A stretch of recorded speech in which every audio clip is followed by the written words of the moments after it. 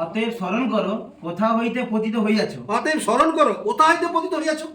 স্মরণ করো কেন তোমার মধ্যে কষ্ট আছে, কি ভুল তুমি করেছো, একটু স্মরণ করো। আর যখন তুমি স্মরণ করো আমি কি ভুল করছি, আমি পরে ওখানে পূজাতে গেছিলাম বলে অভিলাষে পড়ে গেছি, ওখান থেকে তাহলে শয়তান আসছে।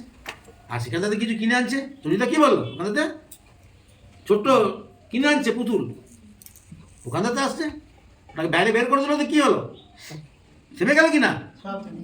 আর এখানে সেই জন্য বলছে অতএব স্মরণ করো কোথা হইতে পতিত হয়েছে, কেন তুমি কষ্ট পাচ্ছ, কেন তুমি উঠতে পারছো না, তুমি স্মরণ করো।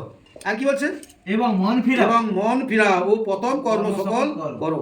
তাহলে প্রথম যে মন ফিরাও, তুমি পড়তে গেছো অভিলাষার যেও না, কোনো কাউকে গালি দিও না, ব্যভিচার করতে যাও না, ব্যভিচার তুমি ব্যভিচার বললে খারাপ নয়, কাউকে গালি দিচ্ছ ওটাও ব্যভিচার, কাউকে চুরি করতেছ ওটাও ব্যভিচার, বুঝতে পারলে। তো এই জন্য বলছি আগে তুমি মন ফিরাও আর প্রথম কর্ম সকল করো। নতুবা যদি মন না ফিরাও আমি তোমার নিকটে আসিব ও তোমার দিব্যিক্ষ সুস্থান হইতে দূর করিব।